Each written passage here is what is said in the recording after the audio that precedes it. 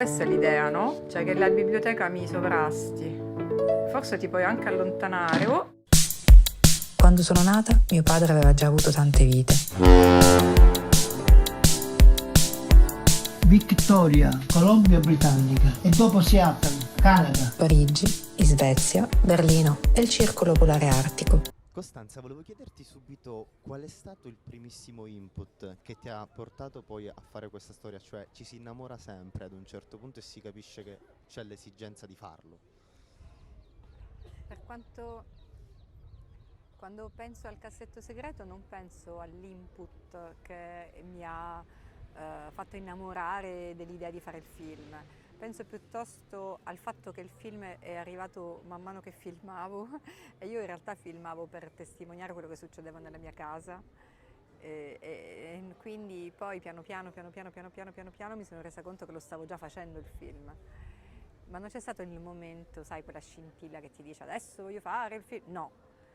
E a un certo punto avevo girato talmente tanto, avevo talmente tante storie di fronte a me, tante cose belle ritrovate, tanti momenti interessanti narrativamente che poi ho deciso di fare il film.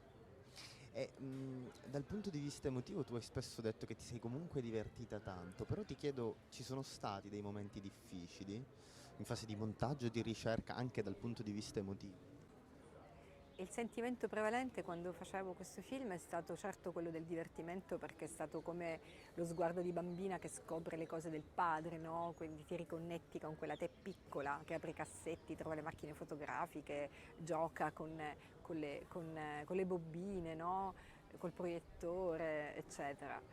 Però è stato anche un'avventura, diciamo, sempre sulla soglia, no? Del pudore, sulla soglia di una riservatezza che tu sai che in quel momento stai, diciamo, per una volta varcando e quindi emotivamente è stato un film che mi ha messo molto in questione, certo. Da siciliana, volevo chiederti oggi che rapporto hai con la tua terra? Una terra che si spopola, una terra con le sue brutture, le sue bellezze, le sue cartoline, i suoi luoghi comuni. Tu che rapporto adesso hai con la tua terra? Da siciliana, da persona nata e cresciuta a Palermo, che è andata via da Palermo a 20 anni e che in questi anni la sta rifrequentando molto, ho un rapporto di profondo amore, non posso non dirlo perché l'ho scoperto adesso, mentre quando sono andata via non la sopportavo completamente. E come spesso ci diciamo tra chi ama Palermo ma vive fuori, è un amore che è alimentato anche dalla possibilità di esserne distante. È, è così. E in chiusura ti volevo chiedere a proposito di questa tua partenza quando avevi 20 anni, se potessi tornare a quella Costanza dei 20 anni cosa gli diresti Se oggi? potessi, se potessi tornare alla Costanza che aveva 20 anni, Che ha deciso di andare via? che ha deciso di andare via, e forse direi vai, Con coraggio e senza... sì, sì, tanto la vita le strade le trova sempre.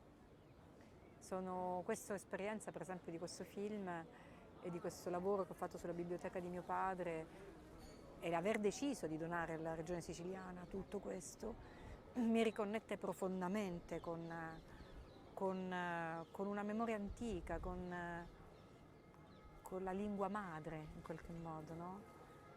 E quindi le strade si trovano sempre. Grazie Costanza. Grazie.